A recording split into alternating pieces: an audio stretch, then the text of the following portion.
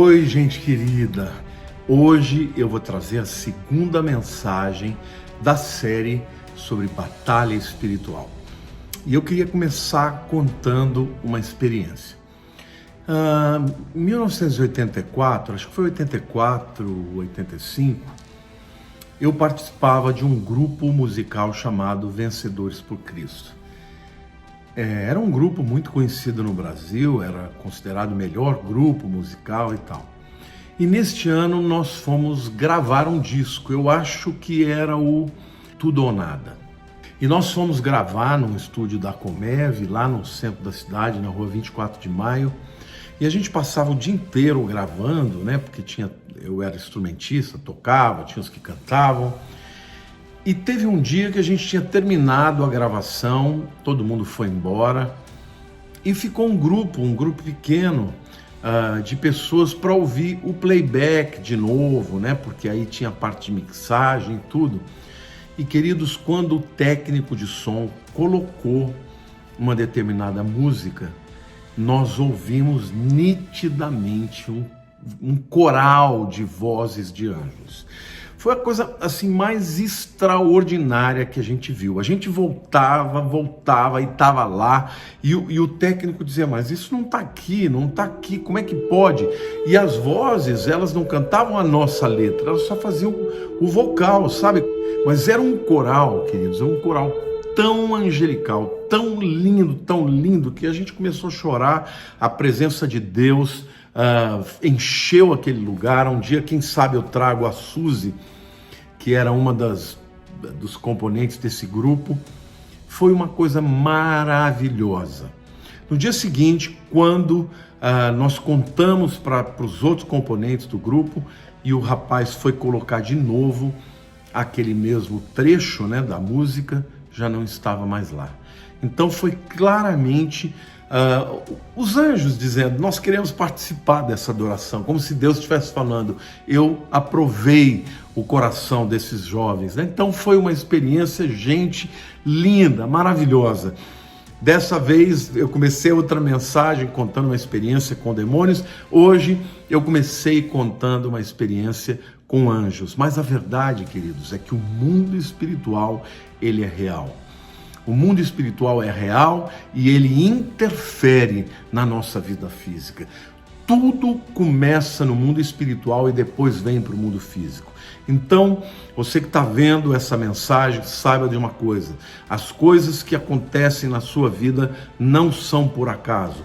Os livramentos que você teve são anjos. Quantas vezes Deus pode ter te livrado da morte, de um assalto, de alguma circunstância? Foi livramento de Deus, mas ao mesmo tempo, quando você sente que tem lutas, que as coisas estão encalacradas, que as coisas não acontecem, sabe? Às vezes você sente um peso, uma opressão na sua vida emocional.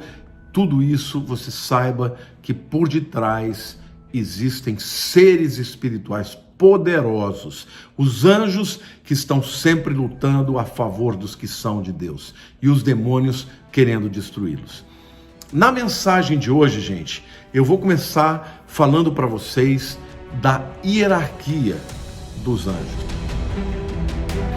Os anjos mais poderosos são os chamados arcanjos. Esta palavra no grego ela é formada por duas palavras, arque e ângelos, né? Arque significa primeiro. Por exemplo, o primeiro não só em vamos dizer, em idade, né? Aquilo que chegou primeiro, mas também primeiro em ordem de grandeza. Por exemplo, o que é um arqui-inimigo do indivíduo? É o maior de todos os inimigos, né? Você pode ter muitos inimigos, mas você só pode ter um arqui-inimigo. Então, arcanjo significa os anjos mais poderosos. São aqueles anjos que são responsáveis, né, por autoridade de nações. Por exemplo, Miguel é o arcanjo responsável pela nação de Israel. Quando a luta é no nível nacional, Deus envia os arcanjos. Assim como Miguel é o anjo responsável, o arcanjo responsável de Israel, cada nação tem um arcanjo angelical, né? do reino de Deus, do lado do bem. Da mesma forma, os demônios têm também os seus arcanjos, mas que não são chamados de arcanjos, mas são chamados de principados, tá? Principados, no grego é arquê, ou seja, lembrem daquele príncipe da Pérsia que impediu o anjo Gabriel de passar? Ele era um arcanjo, ou não era um arcanjo, na verdade ele era um principado, mas originariamente eles foram criados como arcanjos. Quando o indivíduo se virou, né, virou para o lado de Satanás, se rebelou, ele deixou de ser um arcanjo e virou um principado, mas são os anjos mais poderosos, tá? Então eles são citados tanto do lado ruim, do lado dos demônios, como também do lado de Deus. Mas a palavra arquê também, o arcanjo, também significa aquele que veio antes, né? Então, por exemplo, o que é uma arqueologia? É o estudo das coisas antigas. Então, muito provavelmente, os arcanjos e os principados foram criados primeiro, né? Aliás, existem muitos teólogos que afirmam que o primeiro de todos os anjos, os seres angelicais, foi Lúcifer. E nós vamos ter uma mensagem específica para falar dele, porque tem muita coisa para ser dita dele, na hora oportuna a gente vai falar. Mas, então é isso. Os anjos têm muito poder, mas os arcanjos são ainda mais poderosos. Lembrem-se que Gabriel, que é um anjo poderosíssimo, quando foi resistido pelo principado da Pérsia, ele não conseguiu passar. Ele teve que chamar ao arcanjo Miguel, porque aí então Miguel venceu o principado da Pérsia e ele pôde continuar até chegar em Daniel, que estava orando por 21 dias. Bom, o único arcanjo na Bíblia que tem um nome citado é Miguel, e este nome significa quem é como Deus. E aqui fica um contraste evidente, né, com Satanás, porque Satanás, a Bíblia diz que ele quis ser semelhante ao Altíssimo. Lá em Isaías 14:14, ele diz assim: subirei acima das mais altas nuvens e serei semelhante ao Altíssimo. Enquanto Satanás queria ser semelhante ao Altíssimo, Miguel falou: uau, quem é semelhante a Deus? Deus não tem ninguém nem perto dele, né? Então, Miguel é mencionado nas Escrituras em 4 ocasiões. Em primeiro lugar, é ele quem ajuda Gabriel a passar pelo principado da Pérsia para chegar com a mensagem que ele tinha para entregar a Daniel. Está lá em Daniel capítulo 10, versículos 13 e 21. É ele também quem vai defender a nação de Israel na grande tribulação, tá? Lá em Daniel capítulo 12, versículo 1 diz assim: nesse tempo se levantará Miguel, o grande príncipe, tá vendo? O defensor dos filhos do teu povo, e haverá tempo de angústia, qual nunca houve, desde que houve nação até aquele tempo. Mas naquele tempo será salvo o teu povo, todo aquele que for achado inscrito no livro. Então, na grande tribulação, Satanás só não vai conseguir destruir o povo de Israel, porque Miguel estará a seu favor. Aqui eu quero fazer um parênteses, gente. Os anjos do Senhor, eles nos protegem. Então, quando você tiver que enfrentar uma situação difícil, quando você vai para uma viagem, quando você tem uma empreitada, quando você tem que lidar com uma dificuldade talvez na sua família, peça a Deus a ajuda dos anjos, porque os anjos estão aí para isso, gente.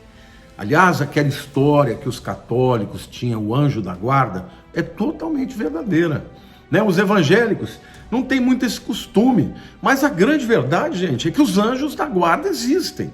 Eu acredito que existem anjos com patentes diferentes e tem anjos cuja missão é guardar algumas pessoas, algumas famílias, não é? Então, aprenda a orar a Deus pedindo a proteção dos anjos, pedindo a intervenção dos anjos, pedindo que os anjos te acompanhem na sua viagem, nas suas empreitadas, no seu trabalho, porque os anjos, eles lutam por nós. A gente sabe que existem demônios, espíritos familiares que acompanham famílias para trazer maldição, para trazer luta. São os anjos que Deus usa para vencer essas batalhas e nos deixar em liberdade. Amém? Bom, a terceira aparição de Miguel nas Escrituras é quando ele luta contra Satanás por causa do corpo de Moisés. Está lá na carta de Judas, né?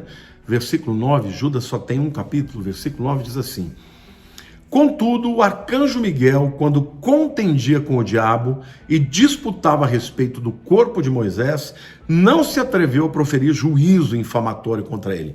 Pelo contrário, disse: o Senhor te repreenda. Veja que é uma luta entre iguais, né? São dois príncipes poderosos.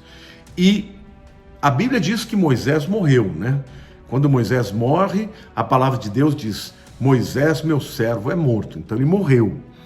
Mas de alguma maneira e por alguma razão, Satanás tinha um interesse no corpo de Moisés. E ele queria pegar o corpo de Moisés, talvez para usá-lo, né, como instrumento de idolatria para Israel, que tinha tanta tendência a idolatrar. E quando ele foi pegar, Miguel entrou na jogada e falou: negativo, esse corpo é de Deus, esse homem é santo, está fora da tua cogitação. Mas a Bíblia diz que ele não ousou proferir juízo infamatório, ou seja, não foi ele quem decretou um juízo sobre Satanás, né? Ele disse: o Senhor te repreenda. Então, até para Miguel lutar contra o diabo, ele não foi na força própria, ele foi na força do Senhor. A quarta oportunidade que Miguel é citado nas Escrituras é quando na grande tribulação ele vai lutar contra o dragão, que é Satanás, nas regiões celestiais, e o dragão vai perder e vai cair na terra, e a sua cauda vai trazer juntamente consigo 1/3 das estrelas dos céus, que nada mais são do que os demônios que vêm depois dele, né? Apocalipse capítulo 12, versículo 7 faz isso. Um segundo anjo que é importante a gente mencionar também é o anjo Gabriel. E Gabriel, o nome dele significa o poderoso de Deus. Embora ele não seja citado como um arcanjo, fica claro nas Escrituras que ele tem status de arcanjo. Ele está envolvido porque Miguel é um anjo guerreiro, né? Existem anjos que são de guarda, existem anjos que são aqueles que estão na presença do trono de Deus nos céus, envolvidos com uma adoração, como era Lúcifer. E existem anjos que são anjos mensageiros. E Gabriel é um anjo destes. Ele é extraordinário, é muito poderoso, e ele está envolvido em muitas coisas. Por exemplo, é ele quem explica para Daniel a visão do carneiro e do bode, lá em Daniel capítulo 8, versículo 16. É ele quem explica também as 70 semanas de Daniel para Daniel lá no capítulo 9. É ele quem anuncia o nascimento de João Batista para o seu pai Zacarias, lá em Lucas capítulo 1, versículo 19. É ele quem anuncia para Maria o nascimento de Jesus. Está lá em Lucas capítulo 1, versículo 26.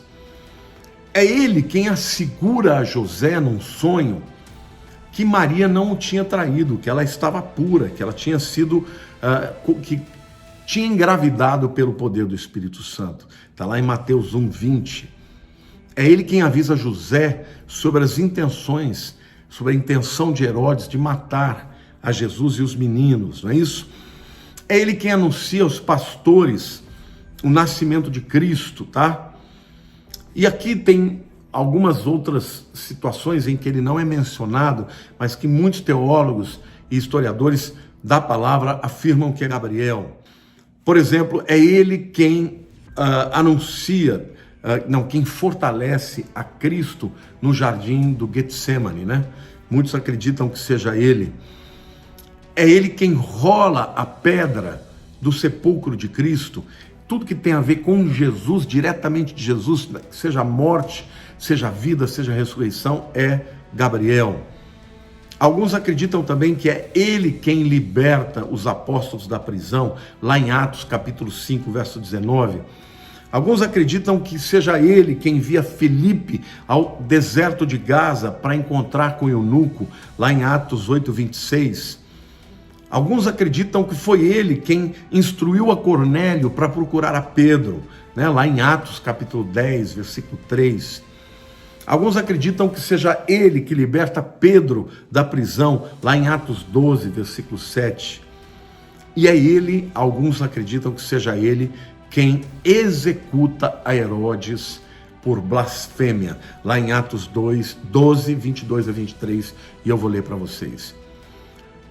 Herodes está lá em Cesareia, está vestido com uma roupa toda cheia de ouro e de prata, o sol batendo, brilhando, ele está lá no anfiteatro de Cesareia, e aí o povo começou a clamar, né, em Atos 12, 22, 23, é a voz de um Deus, e não de homem.